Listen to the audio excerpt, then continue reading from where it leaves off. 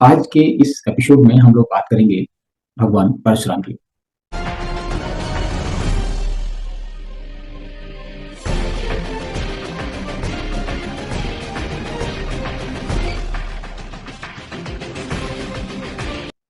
भगवान परशुराम के बारे में एक कहानी है कि उन्होंने अपनी माँ का सिर धड़ से अलग कर दिया था।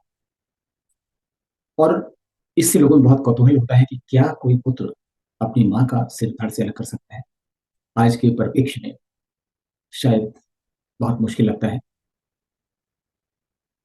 लेकिन ऐसा क्यों हुआ, ये उस समय की बात है। और तब की बात है कि जो पुत्रों को शिक्षा मिलती थी एक विशेष तरह की। और इस तरीके से पुराणों में हमें कई तरह के बालक बालिकाएं मिलते हैं। पितृभक्त, मातृभक्त बालक और मातृ-पितृ भक्त बालक, दोनों तरह के बालक होते हैं। लेकिन जब माँ और बाप किसी एक में चुनना हो, तो फैसला वाक़ई बहुत मुश्किल होता होगा। और उसमें यही फैसला होता है कि उसे पितृभक्त बने रहना है या मातृभक्त रहना है। ये शिक्षाएँ उस समय की थी। और इसका प्रयोग भी तभी होता था जब कोई किसी की परीक्षा ले रहा हो और उसमें इतनी शक्ति हो कि जो भी अनर्थ हो जाए उसको वो टाल सके। ऐसे ऐसा ही हुआ परशुराम जी के साथ में। इनके पिता जो जमदग्नि ऋषि थे, वह हवन कर रहे थे, इस यज्ञ कर रहे थे। और उसके लिए उनकी माँ को नदी से जल लाना था, रेणुका को। और जो रेणुका है वो नदी से जल लेने के लिए गई।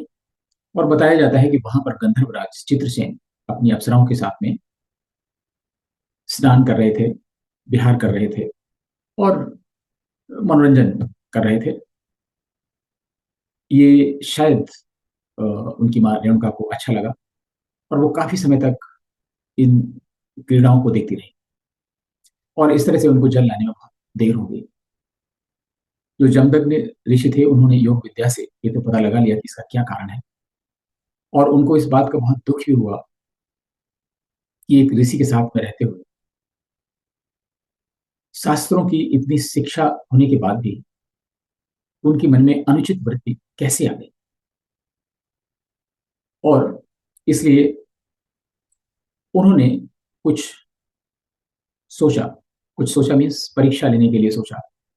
और एक ऐसा कार्य सोचा जिसमें उनके पुत्रों की भी परीक्षा हो जाए और पत्नी की भी परीक्षा हो जाए। तो जब वो देर से आई, उन्हें पता तो था ही था, तो उन्हें ये पूछने की आवश्यकता नहीं थी रेणुका से कि क्या हुआ, कैसे हुआ। उन्होंने अपने पुत्र को बुलाया और बड़े पुत्र से शुरू करते हुए कि आदेश दिया कि अपनी माता का वध कर। तो जो एक पुत्र और माता का रिश्ता होता है, ममता का, उसके अनुसार सारे पुत्र एक एक करके मना करते गए। और जब परशुराम जी अपने 5 भाइयों में 5वें नंबर पर थे, तो इन्होंने, जैसे ही इनका नंबर आया, उन्होंने फटाक से कर दिया ऐसा। तो जो इनके पिता थे ऋषि जमदग्नि बहुत खुश हुए और उन्होंने इनसे वरदान मांगने के लिए कहा। देखिए, 2 परीक्षाएं हो गई। पहली परीक्षा में हो सकता है उनकी पत्नी रेणुका उनके साथ हो, लेकिन उनको भी एक लेसन था, उनको भी शिक्षा थी कि भाई, आप कहीं भी हो, कोई भी अनुशासन से, नियम कानून से ऊपर नहीं है। और पुत्रों की परीक्षा हो, तो हर एक पुत्र मना करते गए। तो उनकी जो पितृभक्ति है वो साबित होती गई। लेकिन परशुराम जी ने वह काम कर दिया, तो वो खुश हो गए। तो जब परशुराम जी को वर मांगने के लिए कहा, तो ये भी एक परीक्षा है कि परशुराम जी क्या मांगते हैं। परशुराम जी अपने लिए कुछ भी मांग सकते हैं, लेकिन उन्होंने अपनी माँ को, अपने भाइयों को जीवित कर देने का वरदान मांगा। और ऋषि जमदग्नि ने ऐसा कर दिया। तो जो पहले की स्थिति थी, यथास्थिति, वो आ गई। तो एक तरीके से आप कह सकते हैं कि ये ऐसी घटना थी, एक ऐसी परीक्षा थी जो ऋषि जमदग्नि ने दी थी। और परशुराम के माध्यम से उन्होंने पितृभक्ति का संदेश दिया।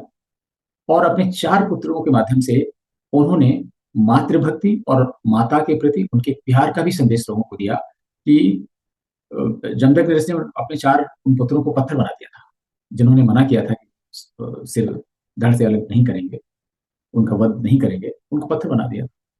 और ये उनको पहले से मालूम था कि जो नहीं करेगा उसके साथ ऐसा किया जाएगा। आप सोच सकते हैं कि जिन बच्चों को ये बताया जाएगा कि अगर आप अपनी माँ का वध नहीं करेंगे तो आपको पत्थर बना दिया जाएगा, लेकिन उन्होंने पत्थर बनना स्वीकार किया।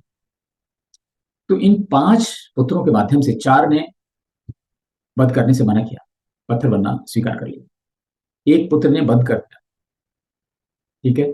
तो उसकी पितृभक्ति भी हो गई, उसको वरदान भी मिला और उसने अपने चारों भाइयों को, माँ को जीवित कर लिया, तो यथास्थिति आ गई। तो एक तरीके से ये पूरे समाज के लिए संदेश निहित है इसमें। ये है कहानी अ, माँ के सिर काटने से संबंधित।